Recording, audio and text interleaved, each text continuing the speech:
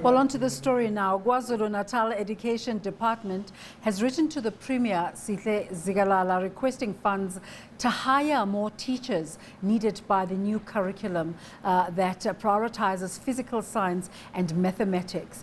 Now let's discuss this further. We're joined via Skype by the KwaZulu-Natal MEC for Education, MEC Kwazi Mshengu. A very good day to you. Thank you so much for coming through. How much additional funding are you requesting for? Well, good day and thanks for having us. We are looking at about 377 million for us to be able to fill just over 820 vacant posts that have been declared in different parts of our schools in the province of KwaZulu-Natal. You will recall that at the beginning of the year, we did announce that the province is in need of about 4,000 educators as a result of some educators retiring and others passing through COVID-19. So from January, we started the process of filling those posts, and the first part was filled through what we call surplus educators.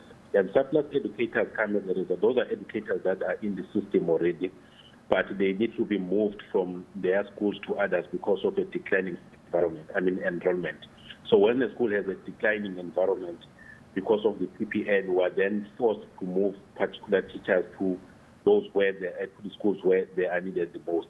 Now, we undertook that process, but we are now left with about 960 of teachers in the system, but who can't be matched and placed in different schools because the subject combination they have does not meet the requirements of those schools. If we're in a private sector, we're going to say that we are going to retrench them, but we can't do that.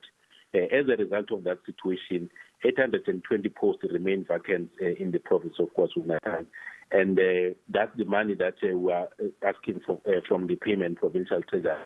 And things became worse when a 6 billion cut was effected against the department's budget for the 2021-22 financial year. And we are saying to the Premier, this has put us in a very precarious position where it's either we fill these posts or we don't fill them and run a risk of closing the entire system. One assumes that there had already been engagement with the Premier prior to you sending through this letter. Are you getting a buy-in from him? There is a commitment indeed from the Premier that says we can't allow the apex priority of government to be collapsed. And we all understand that without teachers in class, will not attain the performance that is desired. The whole schooling system basically will come to its knees. So what we're engaging on now is how then do we get additional funding working with Treasury so that we are able to fill these posts expeditiously because we have already lost the first term without these educators in class, and we can't lose more time. So there is indeed a buy-in and commitment from the Premier that this state of affairs should be corrected. So the Provincial Treasury has been requested to look into what is possible to get this 377 million that we need. Are you hopeful? Well, we're quite hopeful that we'll get something there. One thing that is not an option is not to fill this post, because that will be disastrous to the system. We have even said to the Provincial Treasury, if nothing comes up now, we should be prepared at least to incur unbudgeted over expenditure so that we save the future of our kids, because that is what is important. We save the future of our kids with the hope that in the next coming years, the situation will be better and we'll get more funding. The 960 surplus teachers that you refer to that are not matched to your objectives, what's going to happen to them?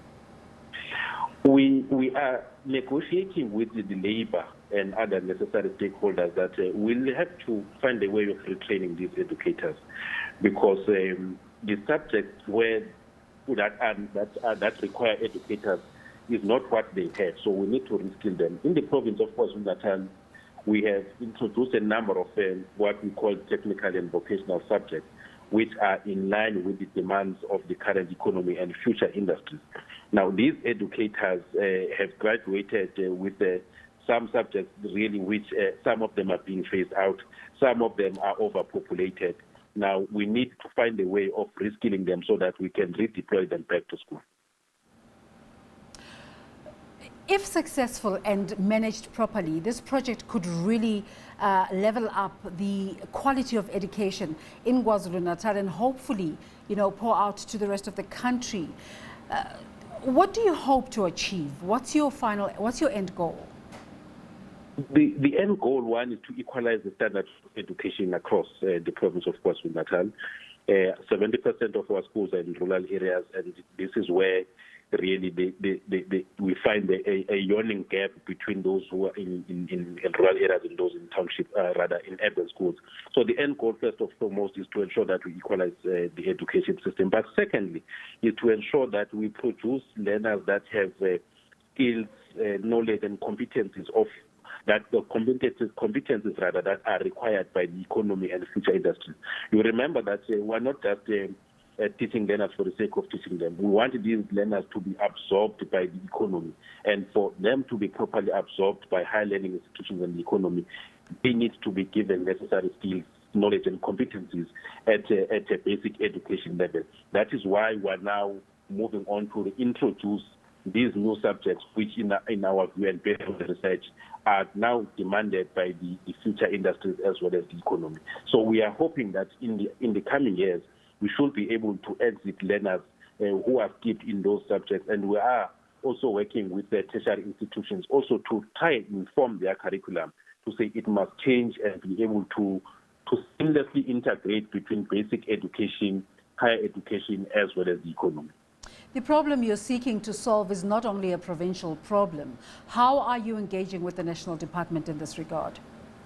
The National Department is actually leading us in this area.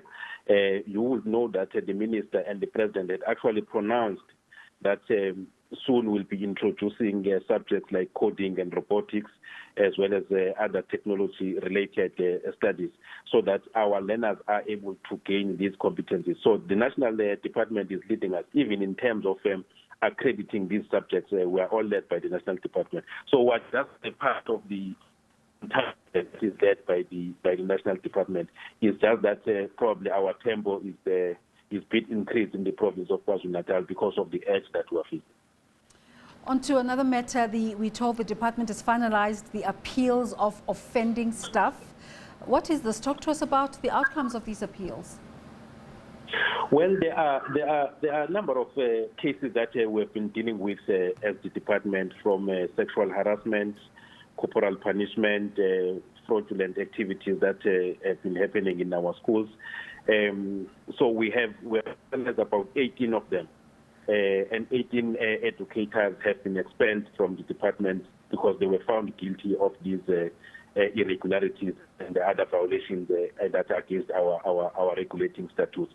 And I must indicate that we continue to call for educators and principals in particular not to find themselves in conflict with the law, because the department will not hesitate to act decisively in cases of corruption, but also in instances where there are sexual abuses of our learners and where people are administering corporal punishment, which has long been outlawed in our country.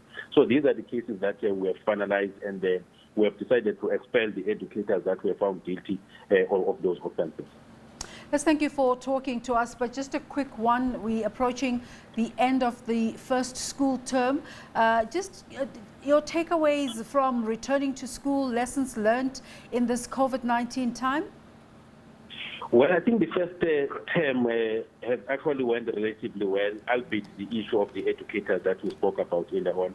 But in terms of preparedness of the system, insofar as fighting COVID-19, attracting more learners back to school, attracting more educators back in school, we have really not been challenged in that regard as province of KwaZulu-Natal. We have also seen an increased focus in terms of proper curriculum delivery, as well as extra classes that have started in different schools, particularly for matriculates. Obviously, we continue to apply a differentiated timetabling where we alternate grades in different schools because of the sizes that are not permitting for proper physical or social distancing. But all matriculants in the province are always in class 5 days a week. Then we are alternating other grades. But so far, we think that we have been proceeding very well. The only snack that is giving us a challenge is the vacancy rate of 820 posts, which we still need to fill. MEC Mshengu, there's so much to speak about. Kodwa masikubonge for your time today. Ngibonga kakhulu, and thanks for having us. Education MEC in KZN, Kwazi Mshengu. And on that note, we say goodbye till next time. Ciao, ciao.